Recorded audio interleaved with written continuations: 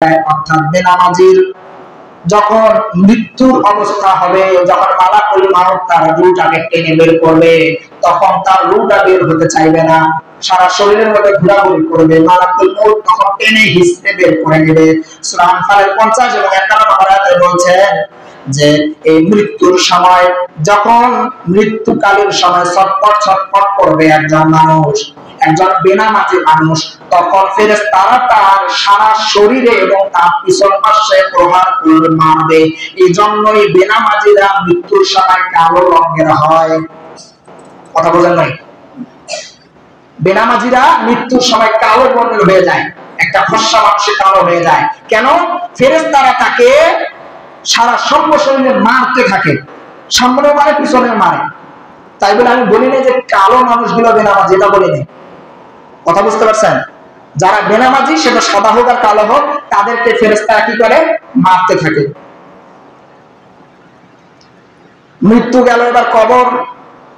বিভিন্ন ইসলামিক ইতিহাসের বইয়ে খুঁজে পাওয়া যায় যে কবরের সময়, কবরে যখন একজন বেনামাজি শুয়ে থাকবে, তখন সে সঠিক উত্তর দিতে পারবে না, উত্তর দিতে পারবে না, ওই যে 3টি উত্তর, এগুলো দিতে পারবে না। এবং কবরে ভয়ঙ্কর ভয়ঙ্কর সাপ আসবে, অন্ধ বধির লোক আসবে। আসার পরে সেই অন্ধ বধির লোক তাকে উঠিয়ে তার মাথায় হাতুড়ি দিয়ে আঘাত করবে, তার ব্রেনের মগজ একবার ছিন্ন বিচ্ছিন্ন হয়ে চারদিকে ছড়িয়ে ছিটিয়ে পড়বে। যখন হাতুড়িটি ছিটকে পড়ে যাবে, হাতুড়িটি আবার নিয়ে আসবে, মাথা আবার আগের মতো ঠিক হয়ে যাবে।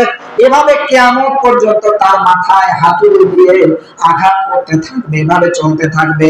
আর তৎক্ষণাৎ ভাবে ওই যে সাপ, ভয়ঙ্কর ভয়ঙ্কর সাপ, যার বিষ অনেক রকমের, একটা সবল দিবে এক রকম বিষ, আর একটা সবল দিবে আরেক রকম বিষ, এরকম অন্য অন্য বিষ যন্ত্রণা, এগুলা তারা কিয়ামত পর্যন্ত ভোগ করতে থাকবে। এটা গেল কবর। কবরের আরেকটা শাস্তি, কবর এমন ভাবে চাপ দিবে বেনামাজির কবর যে তার শরীরের হাড়ের এক পাশের হাত আরেক পাশে চলে যাবে, আরেক পাশের হাত আরেক পাশে চলে যাবে। এটা হলো বেনামাজির কবরের শাস্তি, কবরের আযাব। কবর গেল।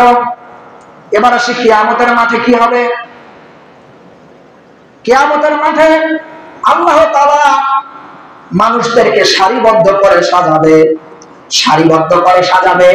সাজানোর সময় যখন সারিবদ্ধ ভাবে লাইন লাইন ভাবে থাকবে, তখন আল্লাহ তাআলা প্রথম লোকটাকে বলবে, তুমি কি সালাত আদায় করেছো? মানে অন্য কোনো কথা জিজ্ঞেস করবে না, সরাসরি প্রথম কথা হবে, তুমি কি সালাত আদায় করেছো?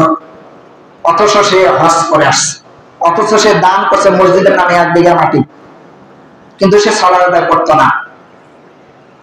যদি সে সালাত আদায় করে তাহলে সে পার পেয়ে যাবে, আর যদি সে সালাত আদায় না করে তাহলে তাকে সাথে সাথে জাহান্নামে ফেলে দেওয়া হবে। রাসূল সাল্লাল্লাহু আলাইহি ওয়াসাল্লাম বলেন, আউয়ালু মা ইউহাসাবু বিল আবদি ইয়াউমাল কিয়ামাতিস সালাত, ফা ইন সাল্লাহা সাল্লাহু সাইয়্যিদু আমালিহি ওয়া ইন ফাসাদাত ফাসাদা সাইয়্যিদু আমালিহি। কিয়ামতের মাঠে সর্বপ্রথম হিসাব হবে সালাতের। কোন ব্যক্তির যদি সালাতের হিসাব ঠিক থাকে তাহলে সে পার পাবে, তাহলে তার সমস্ত আমল গ্রহণযোগ্য হবে। আর যদি সালাতের হিসাবটা ঠিক না থাকে তাহলে তার আমল গ্রহণযোগ্য হবে না। কিয়ামতের মাঠে আরেকটা কাজ হবে। আল্লাহ তাআলা বলছেন, ইয়াউমা ইয়াকসাফুনা সাকি ওয়া ইয়াদাউনা ইলা সুজুদ ফালা ইয়াস্তাতিউন। আল্লাহ তাআলা তার পায়ের গোছা অর্থাৎ হাঁটুর নিচের অংশটা আগিয়ে দিবেন, আগিয়ে দিয়ে বলবেন, হে আমার বান্দারা সিজদা করো। যারা নামাজি ব্যক্তি ছিল তারা সিজদা করতে পারবে, এবং যারা নামাজি ব্যক্তি ছিল না তাদের কোমরের মেরুদণ্ডটা রথের মতো হয়ে থাকবে, তারা সিজদা দিতে পারবে না। যারা বেনামাজি তারা সিজদা দিতে পারবে না, আর যারা নামাজি তারা সিজদা দিতে পারবে সহজে। এখন আপনি যদি সিজদা দিতে না পারেন, তখন তো আপনি প্রকাশ পেয়ে গেলেন কিয়ামতের মাঠে আপনি বেনামাজি, তখন আপনার স্থান হবে জাহান্নাম। শেষ একটি আয়াত বলে আমি আমার খুতবা শেষ করব। শেষ পরিণতি হলো বেনামাজির, শেষ পরিণতি হলো জাহান্নাম।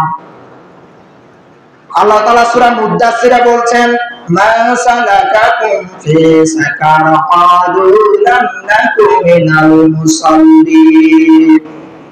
জাহান্নামীদেরকে যখন জিজ্ঞেস করা হবে, হে জাহান্নামীরা, তোমাদেরকে কি কারণে তোমরা জাহান্নামে আসলে, তখন জাহান্নামীরা ওই প্রশ্নের উত্তরে বলবে, ক্বালু, তারা বলবে, লাম নাকু মিনাল মুসাল্লিন, আমরা পৃথিবীতে নামাজীদের সাথে ছিলাম না, আমরা নামাজ পড়তাম না।